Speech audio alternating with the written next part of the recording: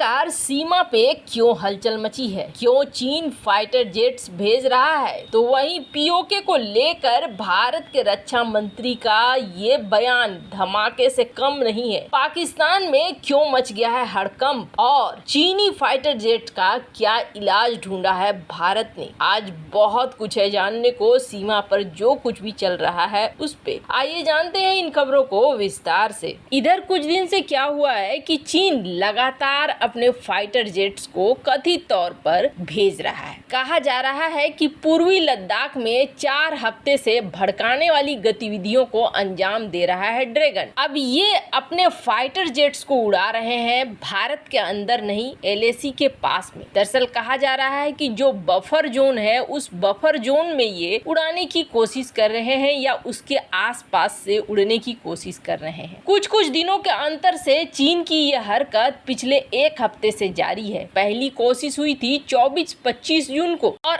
अब भारतीय वायुसेना हाई अलर्ट पे आ गई। हाई अलर्ट पे आने के बाद रात में भी राफेल विमानों का उड़ना तय हो गया। हालांकि चीनी सेना के विमान भरोसा बढ़ाने वाले उपायों के तहत ज्यादातर समय एलएसी से 10 किलोमीटर की दूरी बनाए रखते हैं, लेकिन आखिर ये विमान उड़ क्यों रहे हैं, इस चीज को भारत के सैन्य अधिकारी समझने की कोशिश कर रहे हैं। वैसे जिस सेक्टर में ये सब कुछ हो रहा है वहाँ भारतीय वायुसेना भी तैनात है। अब एक्सपर्ट ये मान रहे हैं कि दरअसल मामला ये हुआ है कि मई 2020 में पूर्वी लद्दाख में हुए चीनी घुसपैठ के बाद भारतीय वायुसेना ने बहुत तेजी से अपने बेस वगैरह बनाए हैं। इसलिए चीनी वायुसेना के विमान भारतीय क्षेत्र की गतिविधियों की टोह लेने के लिए एलएसी के नजदीक उड़ रहा है। फिलहाल भारतीय वायुसेना कम ऊंचाई पर उड़ने वाले चीनी विमानों को भारतीय क्षेत्रों में जो सेना की तैनाती की गई है और भारत की जो तैयारियां हैं उसकी टोह लेने के कोशिश के तौर पर देख रही है।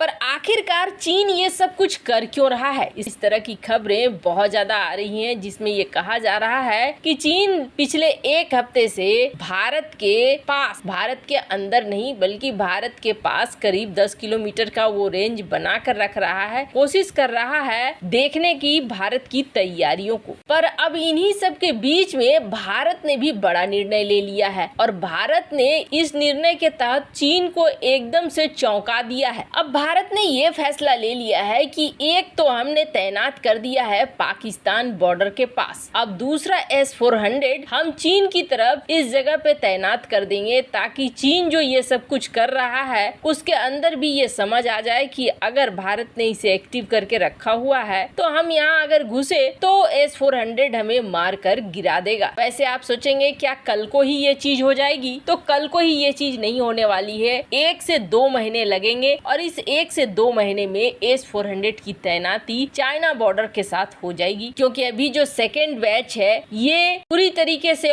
ऑपरेशनल होने के लिए बाकी सामानों के साथ रूस से निकली ही है। और इस चीज को चीन भी बहुत अच्छे से समझता है कि अगर भारत ने एक बार S-400 की तैनाती कर दी तो फिर यहाँ पर इस तरह की हरकतें बहुत मुश्किलों भरी हो जाएंगी। पर आखिर हो क्यों रहा है ये सब कुछ? अब भारत का कुछ बड़ा प्लान है जिस प्लान की वजह से ये सब कुछ हो रहा है और इसकी भनक लग गई है चीन को, या फिर चीन भारत को उकसाने की कोशिश कर रहा है। अभी भारत के रक्षा मंत्री राजनाथ सिंह ने एक बयान दिया, इस बयान को सुनिए।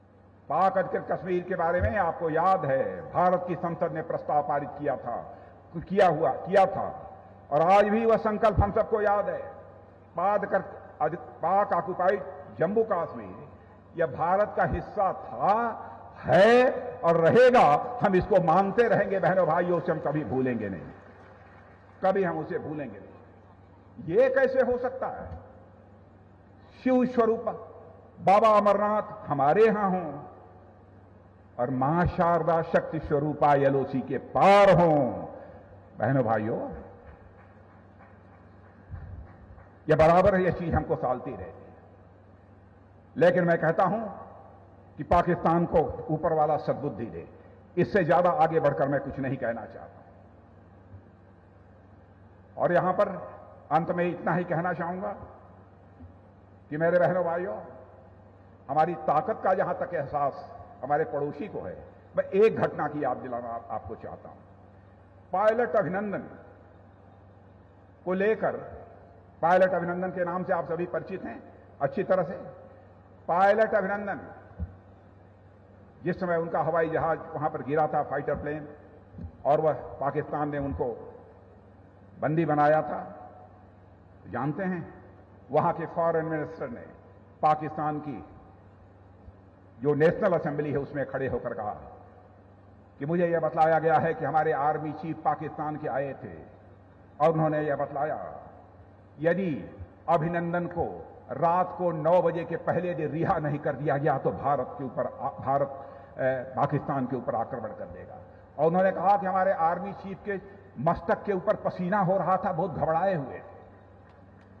यह मैं नहीं कह रहा हूं, भारत की नेशनल असेंबली में स्वयं उनके फॉरेन मिनिस्टर ने कहा, और आज भी उसकी रिकॉर्डिंग मौजूद है, उसको निकालकर आप देख सकते हैं। तो बहनों भाइयों, इसीलिए मैंने कहा भारत कोई कमजोर भारत नहीं है, भारत अब यह ताकतवर भारत बन चुका है। इस बयान के बाद ही हड़कंप सा मच गया है पाकिस्तान के अंदर, क्योंकि अब पीओके को लेकर भारत में कभी भी बेवजह बात नहीं कही जाती है। बेवजह इस तरह से नहीं कहा जाता है कि पीओके कल भी हमारा था, आज भी हमारा है और आगे भी हमारा रहेगा। इसके अलावे जिस शारदा शक्तिपीठ का नाम लिया रक्षा मंत्री ने, वो शारदा शक्तिपीठ पीओके में है और भारत में है अमरनाथ।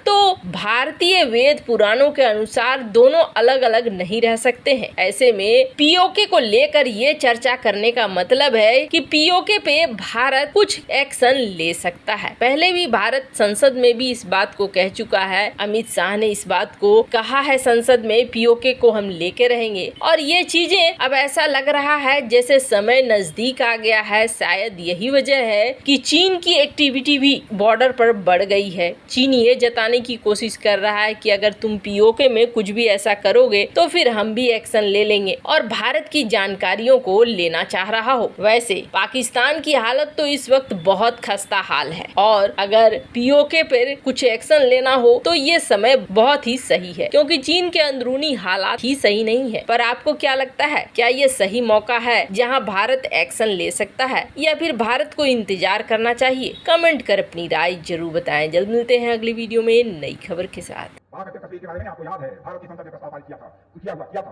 और आज भी वह संकल्प हम सबको याद है। भारत का ऑक्युपाइड जम्मू कश्मीर यह भारत का हिस्सा था, है और रहेगा। हम इसको मानते रहेंगे बहनों भाइयों से, कभी भूलेंगे नहीं, कभी हम उसे भूलेंगे। ये कैसे हो सकता है? शिव स्वरूप बाबा अमरनाथ हमारे यहाँ हों और महाशारदा शक्ति स्वरूप एलओसी के पार हों। बहनों भाइयों, ये बराबर ये चीज हमको साथी है, लेकिन मैं कहता हूं कि पाकिस्तान को ऊपर वाला सबूत दे, इससे ज्यादा आगे बढ़कर मैं कुछ नहीं कहना चाहता। और यहाँ पर